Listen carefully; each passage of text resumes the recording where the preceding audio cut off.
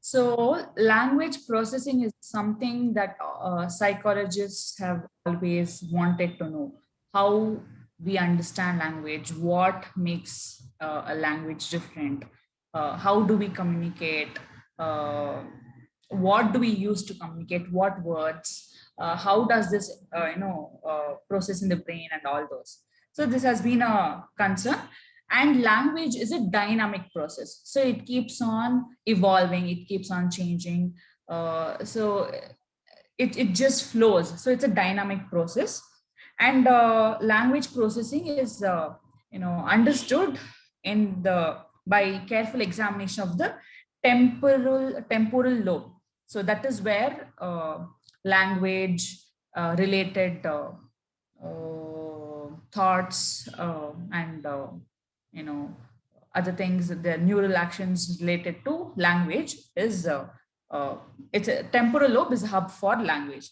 So psychologists try to analyze, understand how language is processed, doing many examinations. And see, there are three approaches. One is the psychological process that involves speech perception. So Hickok and Popple, they tell so speech perception, how you perceive words depends. I mean, by understanding the perception of words, you can decide the language process. And there's another thing which says linguistic alone. So it's from the point of linguists, the choice of words, the grammar, etc. And there's another approach which is a combination of both, psycholinguistic approach. So the most accepted approach is the psycholinguistic approach. This being the background, let's move on to the main part of the unit. What is the function of language? Generally, it is to communicate. So what do we communicate? We communicate our ideas, we communicate the events, we communicate, we describe events, we describe objects. So language is symbolic. So any word symbolizes something else. Any word has a meaning associated with something else. So language is supposed to be symbolic. However, psychologists and linguists have recognized three elements of a language according to Clark and Clark. So Clark and Clark in 1977 gave three elements for a spoken language. Okay, language can also be spoken, written, and significant, sign language, sign elements. So it can be spoken, written, or in the form of sign. However, these are different forms of language. There are three elements of a language. So those are speech acts, propositional content, and thematic structure. Speech acts, in speech acts, you have something called direct and indirect speech. So direct speech is something that you use to order, command, request, convey directly. Like, I want this, can you do that for me? I promise, it's a commitment. I promise to pay you tomorrow. I insist that you turn down the volume of the stereo. These are direct speeches. This is the speech act theory. And, the purpose of direct speech will be assertions, verbal commitments, conveying thanks, giving a warning, or commanding. However, this person called Searle, Searle, I don't know how it's pronounced, Searle. He says there are some indirect speech acts also. So in indirect speeches, you still talk, but you are indirectly asking something. So your mom, for example, sweater, are you wearing a sweater? Means indirectly your mom will be asking, is it cold? So you're indirectly asking something else through some other question. So it's indirect speech. So very easy to understand. So there are, in speech acts, there are two, indirect and direct speech. However, in indirect speech, the context and content matters. So throughout these, there are throughout the whole unit, the whole part of language acquisition, language processing, all these boils down to these phonemes, morphemes, semantic, syntax, and same thing. So context is something very important. So based on a context, the indirect speech has its value. Otherwise, indirect speech can just boil down to yes, no, or yeah, okay, agreement, disagreement, something like that. So the second element is a propositional element. Propositional element totally focuses on the content of a sentence, content of the speech. What do you actually tell? Um, Even there, you have, for example, the content around the speech. Taking a sentence, the bright student received an A in mathematics. So this is one sentence, but it has a lot of content. Breaking the sentence, you can understand there are two contents here. There's a bright student and he or she attained A grade in mathematics. So there are two contents. You can, the more simpler the sentence, the more easier it is to understand. The more lengthier the sentence, the more complex the sentence is, and there is more content. Obviously, naturally, if there's a lengthy sentence, it will have more content. So that is propositional content. The name, the thing itself says propositional content. So it focuses mostly on the content. The third element is the thematic structure. Thematic structure is you must be able to read between the lines. You must be able to understand what state of mind the listener is. So it's like you communicate based on the listener's point of view. If the listener is attentive, if the listener knows the subject, if the listener is capable of understanding, if the listener is present here, does he or she know the context? So it purely depends on the listener. You understand your opposite person's level of intelligence or mindset to understand your conversation. So you it's like you picturize something of the listener and then you try to convey. The best example here that I would like to give is Rajnikant always says, I know what my audience want. So he tweets his dialogues to give that mass appeal. So he knows what his audience want. So knowing your listeners' point of view or knowing their mindset is very important. So that is thematic. Uh, it says pay careful attention to the listeners. That's it. So there are, this concept or this element is supposed to be the strong element for storytellers, motivational speakers. So they exactly know where, how to tweet and communicate effectively. So these are the three elements: speech acts, propositional content, and thematic structure.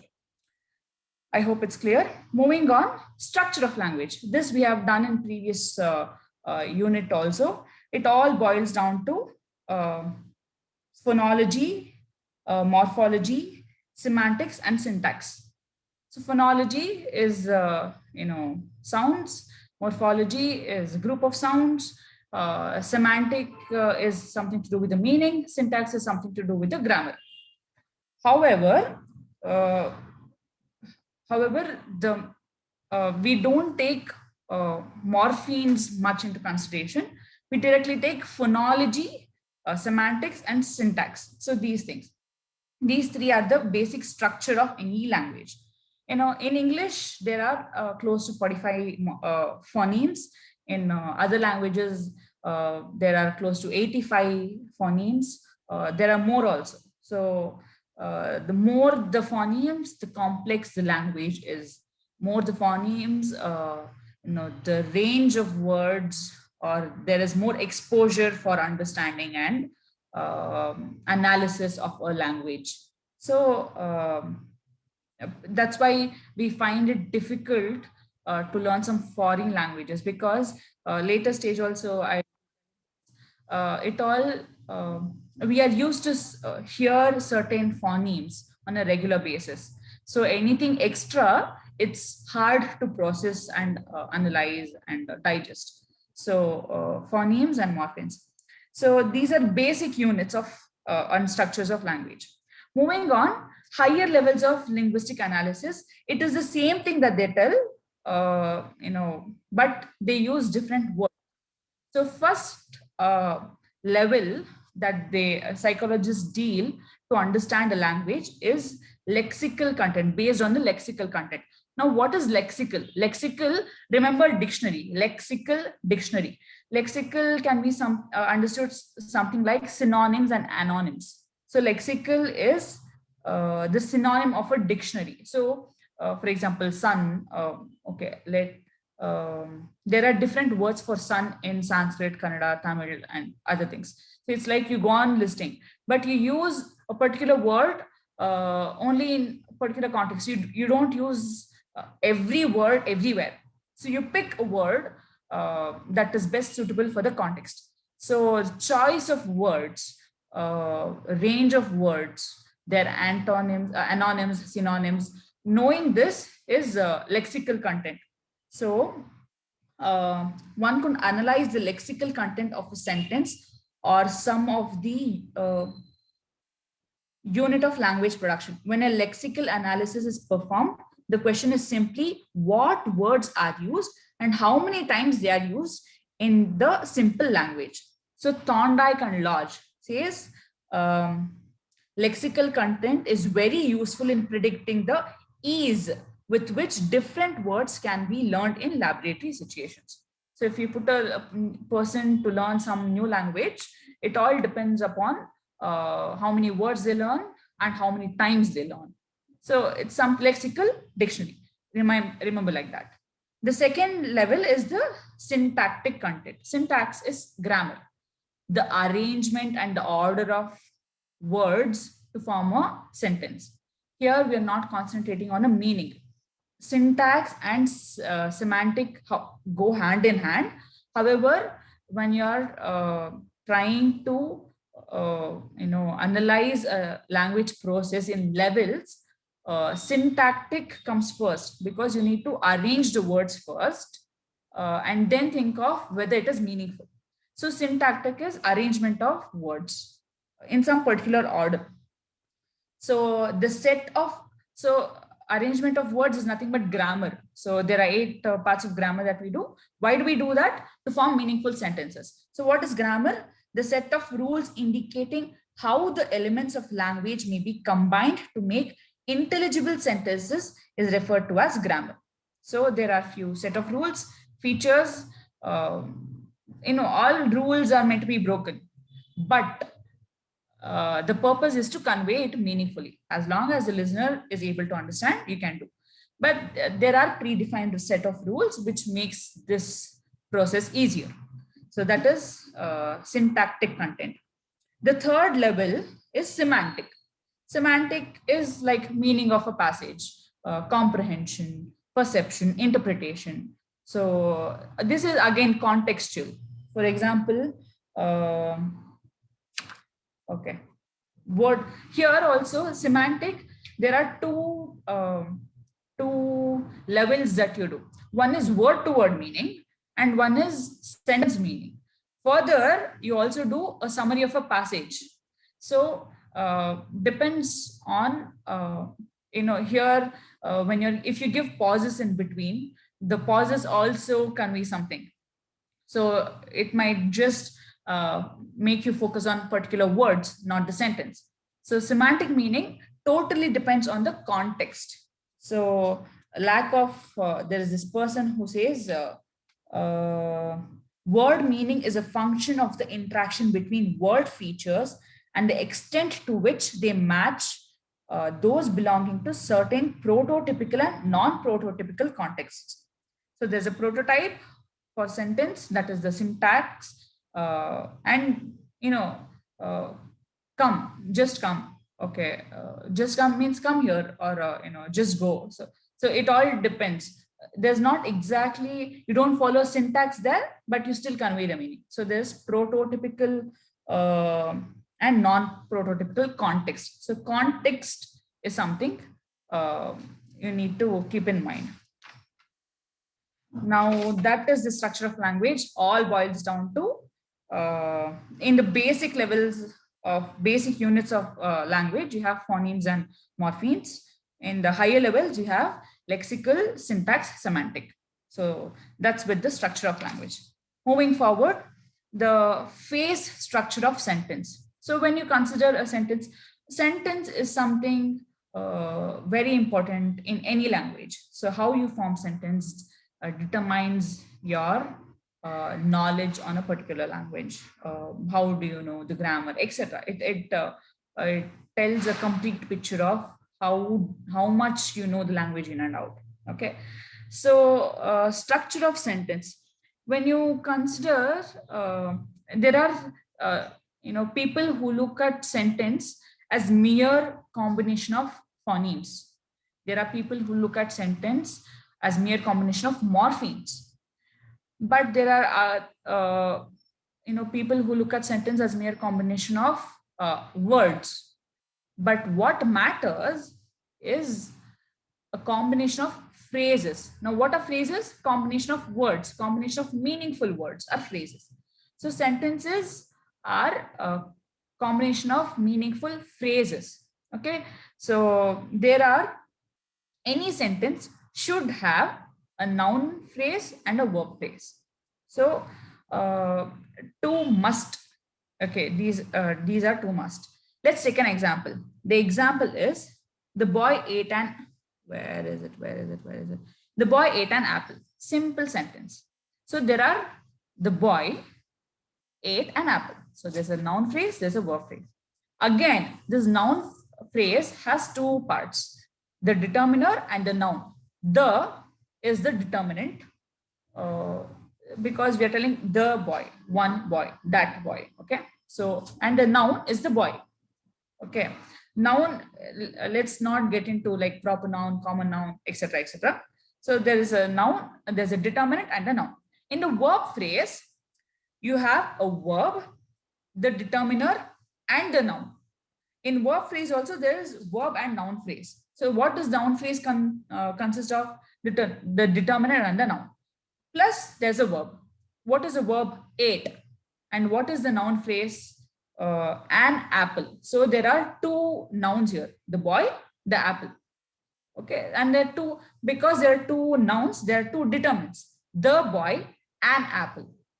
Verb is ate. So this is how these are the components, these are the parts of a sentence, the noun phrase and the verb phrase. Two, the noun has a determinant and a noun, the verb phrase has a verb and a noun phrase, and noun phrase has determinant and noun.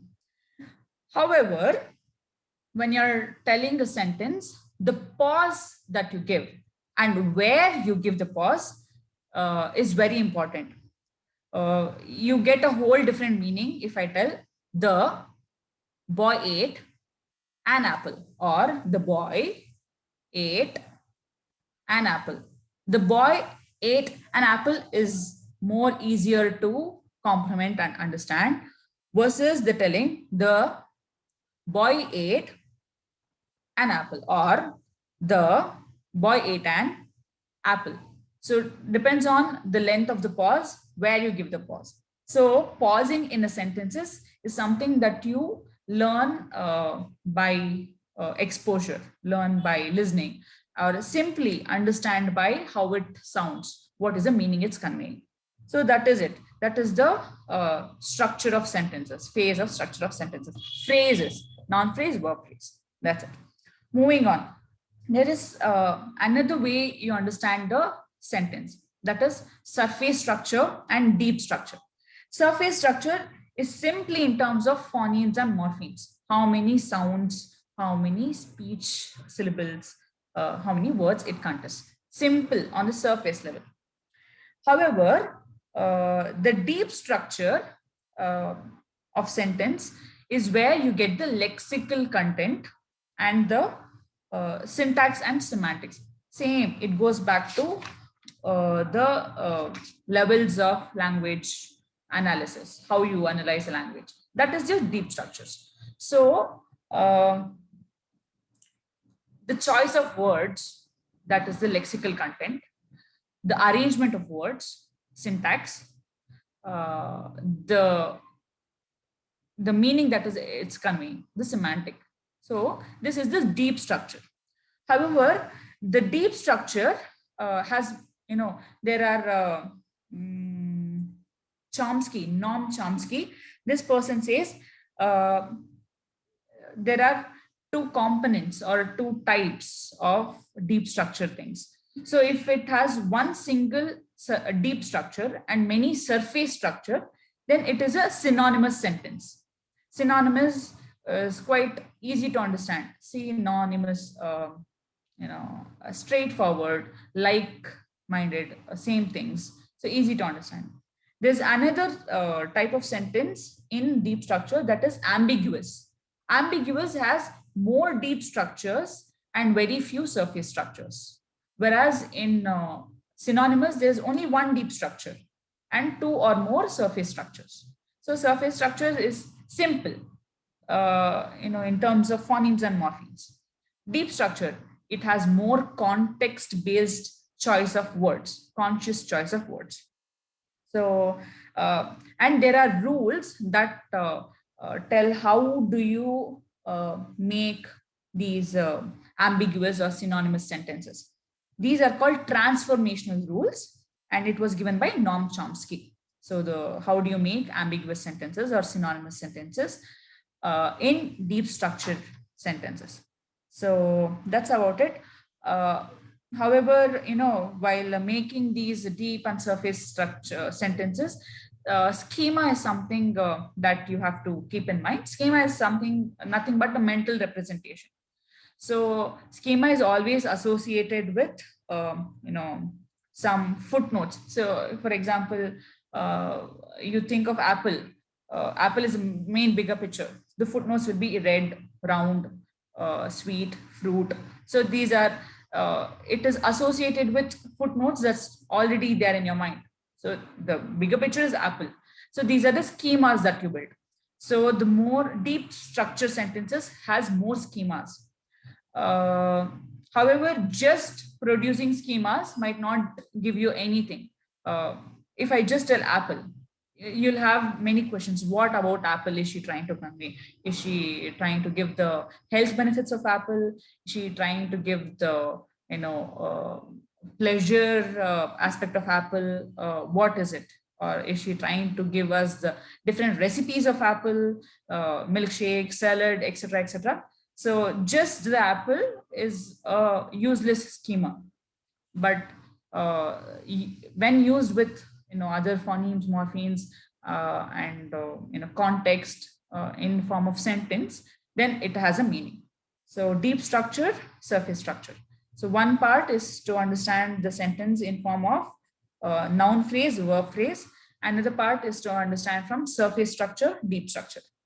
So that's about the sentences. Next, processes in language.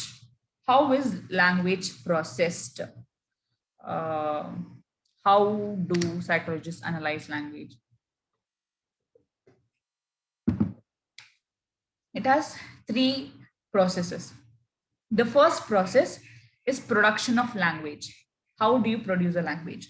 The second is speech perception and comprehension. And the third is language development.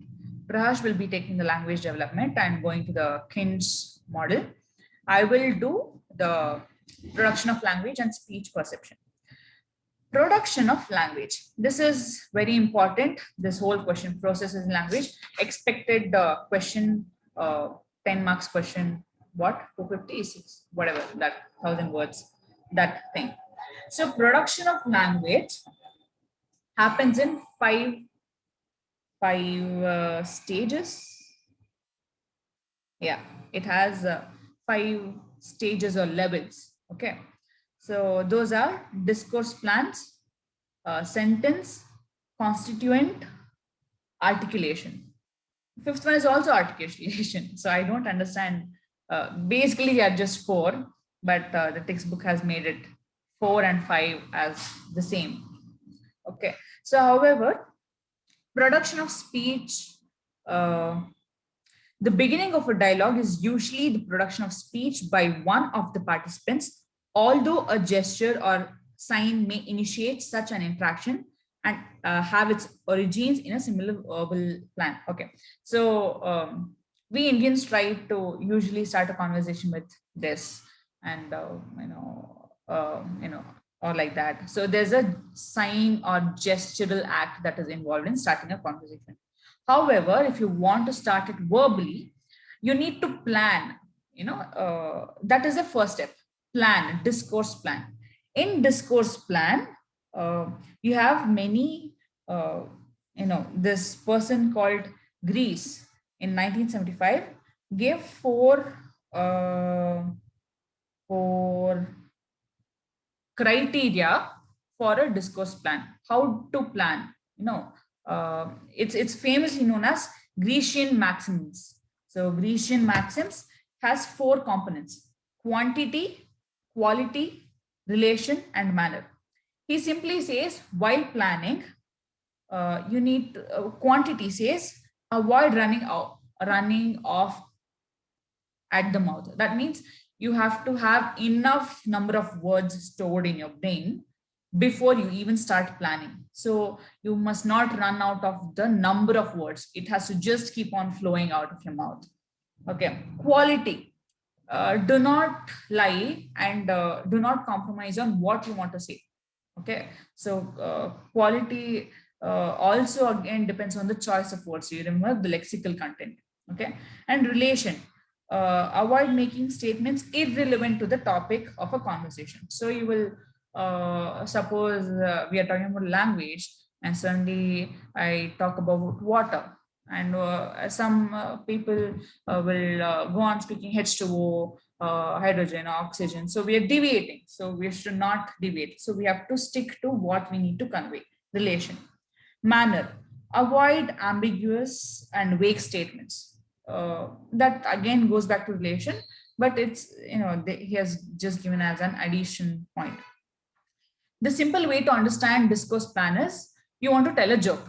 So there's in joke, while you're telling, you need to set the context first, explain the context, explain the situation. Then you need to tell the characters. Then you need to tell what happened, and then you give the punchline. For example, there's a joke like a feminist is telling, all rivers are named after women, Kaveri, Godavari, Narmada, and all these. So there's the anti-feminist who says, they are named after women because they cannot stand, they keep flowing. So there's a punchline associated. If you read it or listen to it, so his dialogue should come at last. If it comes first, then the purpose of the joke is spoiled. So that is where the manner and the relation comes. This punchline is always supposed to be kept at last as a surprise element. So that's one example that the book is trying to communicate. And it has to be ordered. It has to be planned well. You need to plan in such a way that the punchline should be given at the last. And obviously, punchline. It's a common thing that we look after in any joke. Last al baratte. It comes at the last. Good, best for the last. Something like that. Okay. And another example or way of understanding the importance of Grecian maxims is there's a letter of recommendation for a technical job role. Okay. But the letter says, I am writing a letter on behalf of Gopal Bhatnagar. Gopal dresses very well and has a charming wife. He also derives a nice automobile and signs his church choir regularly. Thank you. Does this serve the purpose of a technical job role? Does this sound as a letter of recommendation? Definitely not. So any person who reads this letter will automatically be rejected. So taking by those quantity, quality, relation, and manner, the relation aspect of the Grecian maximus is missing. It's not Maximus, sorry, maxims. So the relation is for the technical role, but this person who is recommending is writing about his wife, his vehicle, his signing for the church. It's irrelevant. So relation aspect of maxims is missing.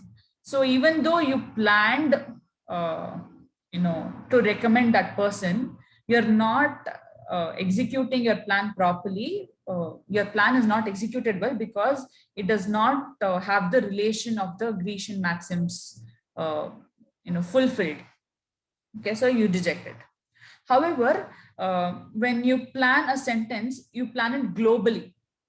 For example, if you're explaining it's in a planning of a sentence has to be always from general to specific.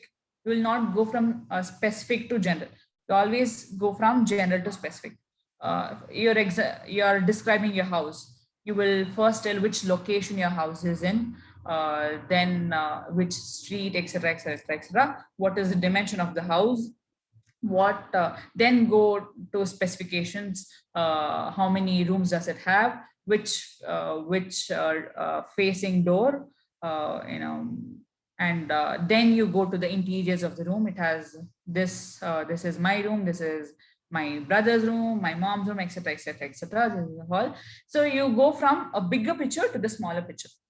So that is how you are supposed to do. Also, you will not tell I have one room. Then you will tell there's my brother's room also. Then my mom room also. We have 4 rooms. You don't. Going from specific to general makes it boring. It does not make interesting. Does not hold the attention of the listener. So you always go from general to specific. So that is something psychologists have analyzed. So it's as a part of speech act, you need to plan your sentence from global to specific. So moving on, Clark and Clark further says, when you're talking, when you're planning and other things, so slip of the tongue phenomena, what we tell, is called bloopers in the media, but otherwise it's just called slips. Okay, I skipped stage level actually. So the first is discourse plan, that is done. The second is the sentence. Same thing goes back. The sentence goes back to the elements of the language: speech act, propositional act, thematic act, and deep structure, surface structure. Same thing, it repeats. So how do you plan a sentence? What are the parts of the sentence? Are they meaningful? Are they contextual? Are they syntax? Are they grammatically correct? Grammar is something which is culture specific. So not every sentence need to be grammatically correct. There are arguments that it should be grammatically correct for us to sound. So it also depends upon how you are used, how the way of exposure of a language to you, how are you exposed to a language. So syntax is something that not every psychologist look for in the sentence, or language process, or in understanding the language, or language analysis. So syntax is very subjective point of argument. The third phase is the constituent plans. Constituent plans is, again, it's the same thing. They have been using it in different terminologies. This also says the third phase of speech production deals with the constituent plans of the sentence. Once a sentence is decided on, its components must be planned. The appropriate words, phrases, and so forth must be picked out and put in the right order. The first 3 phases describe the 3 levels of planning. At the most general level planning, then the type of discourse and the type of sentence. So it's the same. How would you construct a sentence from general to specific? In the course, how do you plan? What words you use, and all these. So there's discourse, there's sentence, there is constituent. Next is the slip. Here is what I wanted to tell. Slip is often termed as illegal term when it comes to syntax or semantic. Okay, so it's just out of context, or it happens to come into your mind without your knowledge. So it happens more in media because they talk and talk and talk a lot. They use the same words a lot. It just happens without your knowledge. So the example given here is an announcer in the TV says, supposed to tell friendly homemaker program, but he accidentally says, we present our homely friend maker.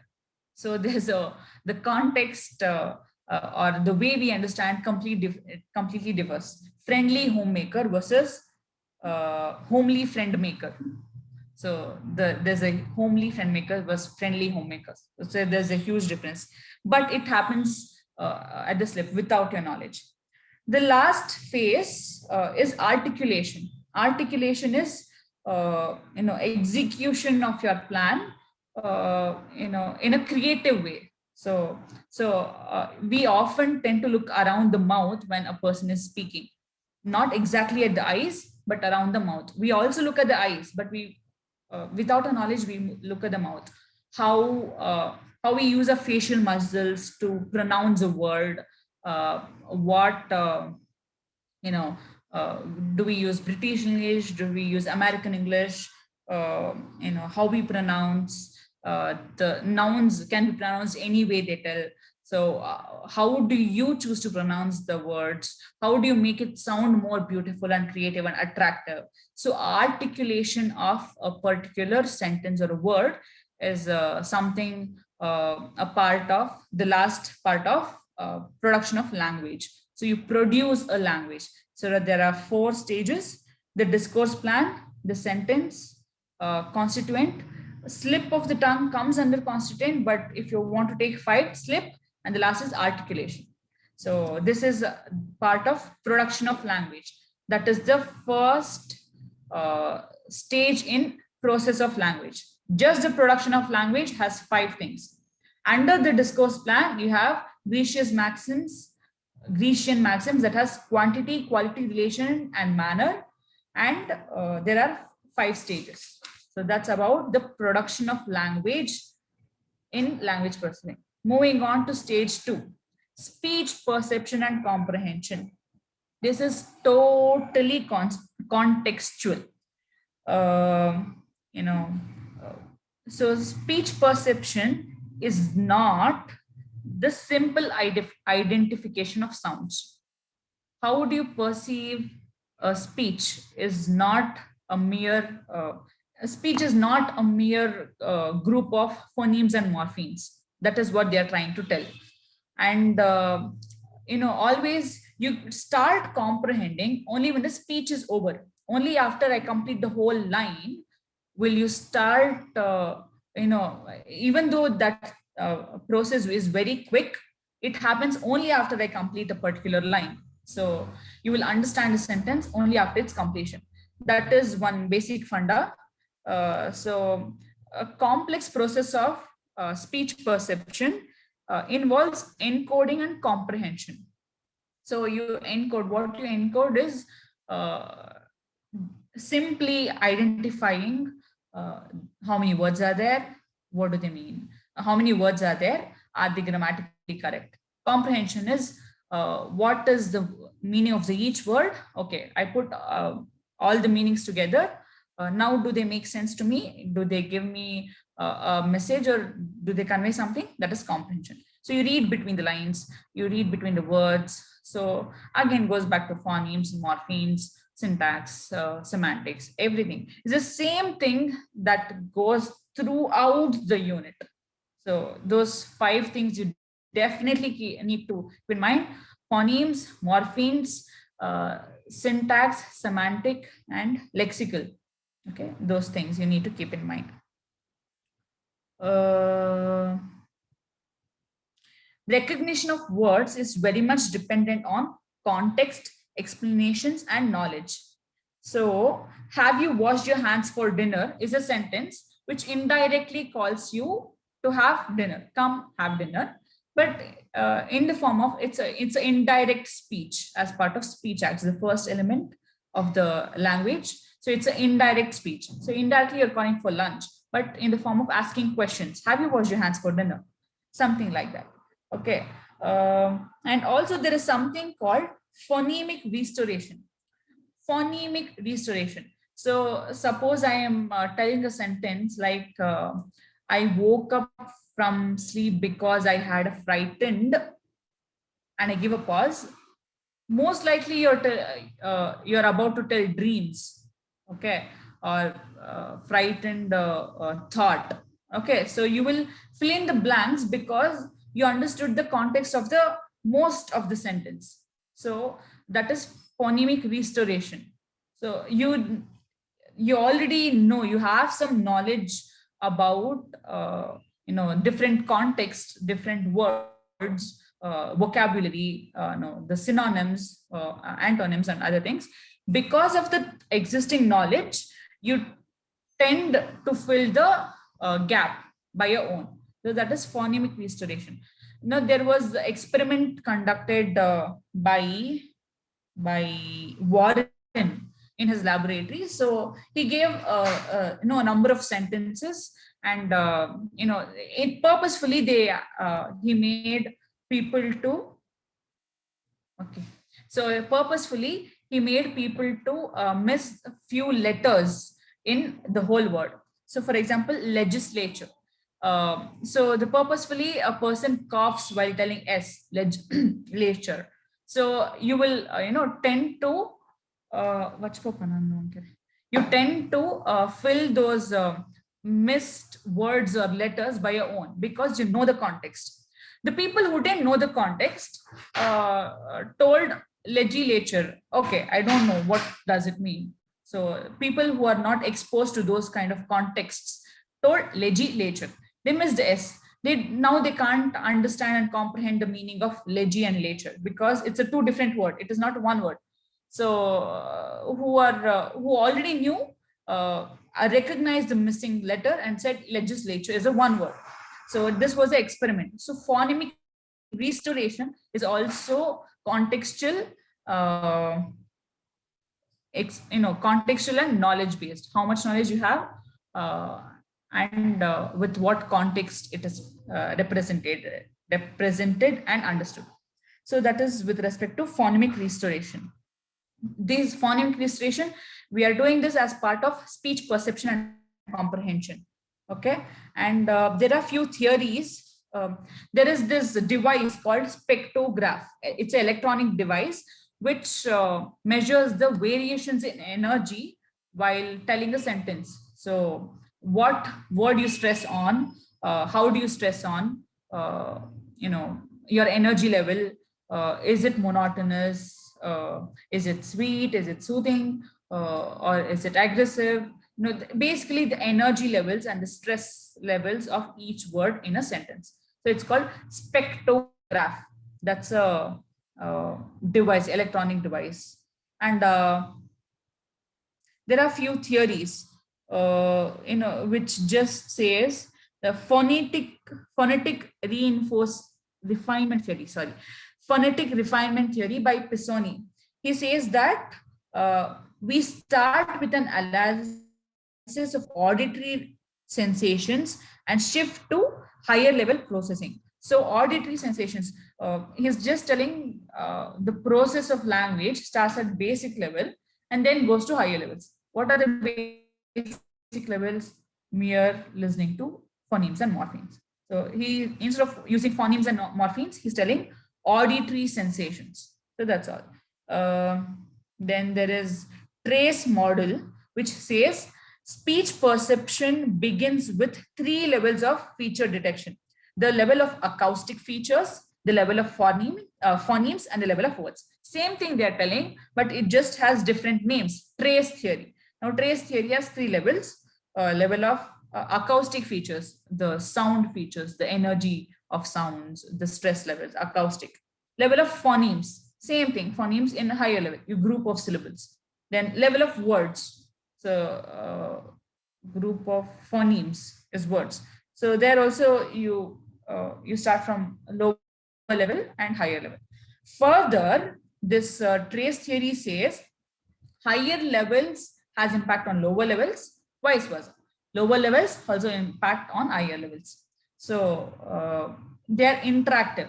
So any level of these phonemes, acoustics, and words are interactive. Each has influence on each other. So that's about it. And finally, in the second part of the process, language process, the speech perception and comprehension, they tell decision making skills or decision making process that one has a huge role to play in comprehending and interpreting something, a sentence. So a template matching and feature detection, this is what they tell. Who says this? Samuel Warren says, decision making is a very important skill that one requires to understand and interpret, and different levels, the better your decision making skills, the better your comprehension and understanding and perception. This he says as feature detection or template matching. It totally, everything depends on the context, and basically you hear what you want to hear. You hear depending on what mood you are. Okay. So the best example to analyze all these is Chinese whisper games. One tells something. So for example, if there are a group of boys, only boys in a class, teenage boys, they are most likely to think on a very funny, naughty notes. If they're only girls, they're more likely to think on beauty aspects. So you will hear what you want to hear. For example, I tell Prahar she's a monkey king. So if I happen to circulate this in the entire class, by the time it reaches the end person, the Praharsh might not even be there in the scene. Monkey king might end up be monster or monk or just king or money or something like that. So if you're money minded, you just hear money and not monkey king. So it changes. Why does it change? First, because you're not paying attention. Second, because maybe your context and exposure might not match the other person's exposure or the knowledge. Third, you want to hear something nice. You wouldn't have expected that these sentences come. So what you hear or interpret is something very contextual. That's all. So the third part is language development, which Prahash takes. Sorry, this was a long thing. Hope you haven't slept. I think everyone slept, so we'll have this class tomorrow. Okay. Now we'll start. We'll probably finish it in 10 minutes, right? Yeah. Those two are done. Let me know once you can see my screen. Ritika, yeah, pin Prahash. I'll be using the same content and I'll be reading through and explaining it. Can you see my screen? Yeah. All ready? Everyone? Sleeping? Yeah. Okay, language development.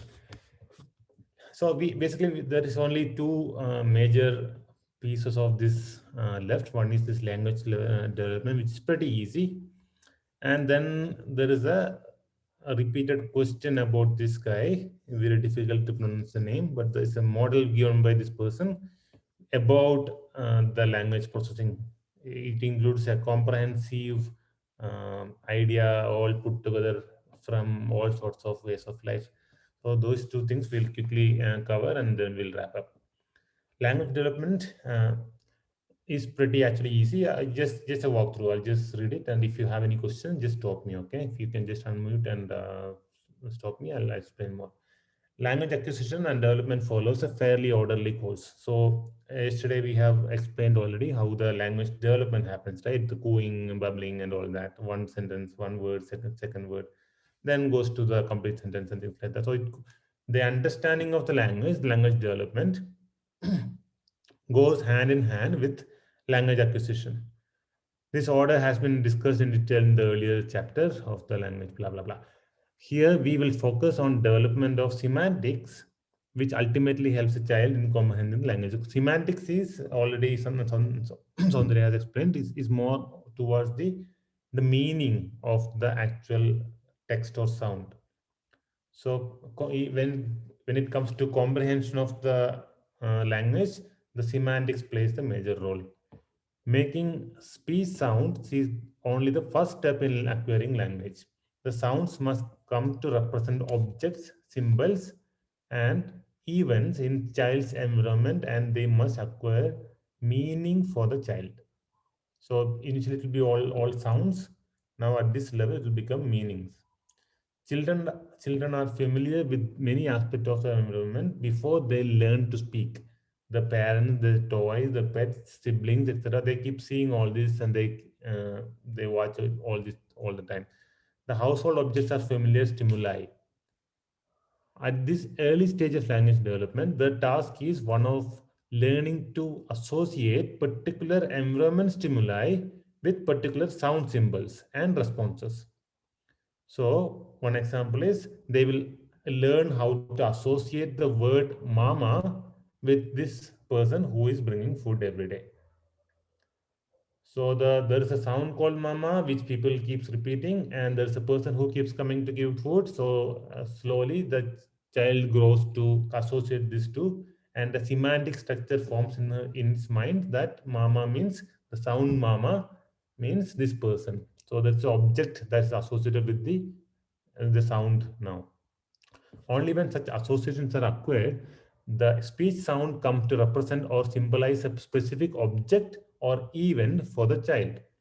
So drink or see, etc. That also comes to represent a certain action, because the environment, the people around the child will be doing those and making those sounds. These associations are only a part of language development. Thus, the development of meanings begins with the acquisition of associations between object or events and corresponding speech sounds. One popular view of the acquisition of word meanings is that children learn semantic features and then attempt to apply an original word that includes the feature to objects that shares those features. It sounds a little complex. The entire idea is, for example, the child may learn the word ball and then overgeneralize it to other round objects such as moon and orange. So that's the basic idea. The sentence is a little complex. I'll read it again. One popular view of acquisition of word meaning is that children learn semantic features and then attempt to apply the original word. Here, the original word is ball, but the child learns the meaning of the ball, that it in its mind is a round thing. Now it includes the features to the object that share those features. So orange and sun, moon, and all share the roundness. So it starts associating the meaning to all the objects that have that property. Gradually, the child begins to construct more complex sentences that takes on the characteristics of adult language. This is an enormously challenging task as per Brown. What the child learns are sets of grammatical, semantic, and pragmatic rules for constructing sentences. Usually, children are unable to verbalize the rules. Even big people, adults, might not be able to do that. But their linguistic performance indicate that they do possess linguistic competence. They understand those rules even though they cannot articulate those rules. The knowledge necessary to produce all and only those situations of a given language. The English in our book is not so smooth sometimes, but I guess you got the idea. Indeed, many adults who speak grammatically acceptable English are unable to specify the rules they use, just like childs. Uh, But these rules allow us to generate an almost infinite number of sentences. One of the best pieces of evidence for learning syntactic rules is the phenomenon of overgeneralization, the ball example that we just spoke about. For example, children learn to say, oh, this is another rule, not the ball thing, the rule. And they say the word went correctly initially. Then they learn the rule that by adding ed to all the verbs, you can make a past form of it. So after learning the rule, they start incorrectly bringing out the sound go ed god. After learning the exception rules later, they comes back to the original correct word, which is went. This brief description only begins to sketch some of the complexities of language development. What is clear is that young children have enormously complex tasks in learning to speak, read, and use language in a meaningful fashion. The fact that human beings can acquire and use language emerges as a remarkable achievement.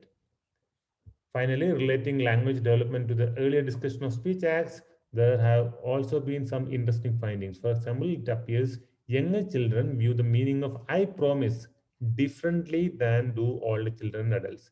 According to philosophers, surely certain conditions must be present for a sincere promise to be made. I promise, when children hears that and somebody else, big people hear that, its meaning is different. There are two conditions they specify. One condition is that the person making the commitment actually intends to carry out a promised action. I promise to do something. A second condition is that it is apparent that the person to whom the promise is directed desires the action to be carried out. So it's like, I promise that I'm going to beat you up. Is probably not a good promise. In a recent study, these guys report that 3-year-old have difficulty understanding only second condition. But by age 10, children evaluate both conditions equivalently well in determining the outcome of a scenario concerning the occurrence of promised activity where these conditions were manipulated. These findings indicate that the meaning of I promise is quite different depending on the age of the child to whom it is said. Specifically, the understanding of the contextual circumstances underlying the making of a verbal commitment increments with age. Same sentence, but two different age, two different meanings. Initially, children are primarily concerned with whether the promised activity simply occurred. As they grow older, they begin to grasp the intentions of the speaker in evaluating the likely outcome of that activity. Okay, so far is plain clear, I guess. Now there's one model. There are many models actually. What one model that again keeps coming for questions is Kinst. Well, it's from another guy Dinch, whatever. Spelling, how do we pronounce this? Those are nice Kinch. words to Kinch, say. kinch, Kinst kinch. and Dinch. So both of them together brought this nice model. So that is the last thing that we will be learning today. This chapter has blah blah blah. So one might wonder whether there are any comprehensive theories of language. In fact, there are many. One by Kinch is particularly significant because it incorporates many bits of wisdom from earlier studies and at the same time contains a model of the mind. Let's discuss it. This model of comprehension is more than a system that deals with the way textual information is understood. Textual information. It's a theory that cuts across many topics in cognitive psychology, including memory and comprehension of written and spoken language. Comprehension is dependent on two disparate sources that are similar to top down and bottom up processing. These are both terms borrowed from computer language. Bottom up processing is cognitive processing initiated by the components of stimulus pattern, which, when summed, leads to recognition of the whole configuration. That is, small pieces builds up the big picture. That is bottom up. When top down means the whole picture first, and then you boil it down to the smaller constituent parts. Whereas top-down processing is a hypothesis-driven recognition of the whole stimulus of configuration, which leads to the recognition of the component parts. At the highest level of goal schema, which decides what material is relevant. At the opposite extremes of the model is the text.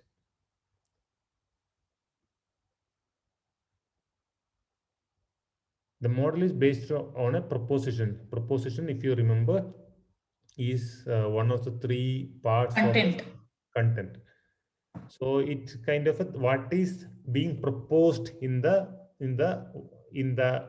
language, what is being said in a sentence. A proposition is an abstraction, and as such, it is difficult to define concretely. However, some characteristics of propositions can be identified. They are abstractions based on observations, such as reading text material or listening to a speaker. They are retained in memory and follow the laws of governing memory processes, which is very important. And in Kinst's system, they consist of a predicate and one or more arguments. Predicates corresponds to verbs, adjectives, adverbs, or connectives in the words a person reads or hears. This is called the surface structure, a term already discussed in the previous section. Arguments corresponds to nouns, noun phrase, and clauses. This model is illustrated with the following little story. Now, this might sound a little complex, but what is it saying is, in this example, what happens is that there are a few, okay, how memory plays a trick in this understanding of a sentence will be explained using the structure of this sentence here. Okay, then it will be more clear. So I'll just go through it once. The Swazi tribe was at war with the neighboring tribe because of a dispute over some cattle. Among the warriors were two unmarried men, Kakra and his younger brother Gum. Kakra was killed in the battle. Now, what is being said here is the first sentence divides into five groups. So, this particular tribe was at war, then neighboring tribe, the reason is indicated, a dispute over some cattle. According to coherence analysis of the sentence, only first three of the factors are in working memory because working memory has limited space. The predicate was at war with is the one which will grab our attention. It is considered most important part of the sentence insofar as comprehension of the story is concerned. The other parts may be clustered around it. The significant feature of the model is that the initial processing of the text is assumed to take part in the short-term memory. This is where this model is actually associating the processing of the sentence, understanding the meaning out of it with the memory processing, which we know has limited capacity. The STM, we know that it has limited capacity. You remember the numbers, right? 7 plus or minus 2 and all that. Because of this constraint, only a portion of the propositions is held in memory. With the reading of the second sentence, some of propositions from the first sentence are still vital in STM. The reader tries to connect the old and new propositions but finds no match between them because some of them would have been out of STM now. Failing to find a match between the propositions in STM, reader searches LTM long-term memory for a possible match. This search in the LTM is called reinstatement search, and um, it's one reason that text material may be hard to read. In the example, lack of a match between propositions in the first and second sentence requires the reader to construct a new network of ideas and to attempt to relate to the two sentences. One inference that the reader makes is that the two men were members of the Swazi tribe because he didn't directly say it, but since the content went that way, a reasonable conclusions, even though that the fact is not stated directly. With the reading of more sentences, the semantic network begins to get more complicated and interrelated. The reading of the sentence among the various where Kakra and Gum, his brother, retains in memory and names of the men which can easily be related to the information of the last sentence. Kakra was killed in the battle. Propositional representation of text and reading. So far we are talking about propositions only. Now it's talking about the representations of it. As stated before, the model of comprehension holds that the underlying unit of memory for text material is the proposition. Additionally, the model predicts that sentences of greater proposition, this is where the prediction of this theory comes into play. It says that since we process it using propositions, if the propositions are itself complex, then it will be more difficult to understand the sentence itself. are more difficult to comprehend than sentence with simple propositional structure, even if the surface complexity of the two sentences is about the same. Kins teamed up with somebody else, Keen and here, and designed an experiment to test the prediction. A sample of the sample from many experiments are reported here. Subjects were asked to read through this and these sentences. They were kind of looking, number of words are same, language structure is kind of same, but the difference is that this has very less and very simple uh, propositions. He says, this guy, the legendary founder of Rome, all it goes to the single idea that this guy took the woman of this place by force. So he did something. Now the second one, which is kind of having number of same number of words, Cleopatra's downfall. That is one proposition. It says that Cleopatra actually went down. Now Slay that again says that there's a reason for that, and is coming again. In her foolish trust, okay, she was trusting somebody who in the fickle political figures of the Roman world. So this has multiple structures here. Is proposing multiple things that she fell down, she trusted somebody, and the fickle figures of this particular place were all fickly and all that. Which sentence was more difficult to read? If you are like the subjects in Kin's and Keenan's experiment, you had more difficulty with the sentence about Cleopatra than sentence about Romulus. Even though the surface complexity of the two sentences is about the same, they differ markedly in the number of propositions and macro structures that are required to interconnect the propositions.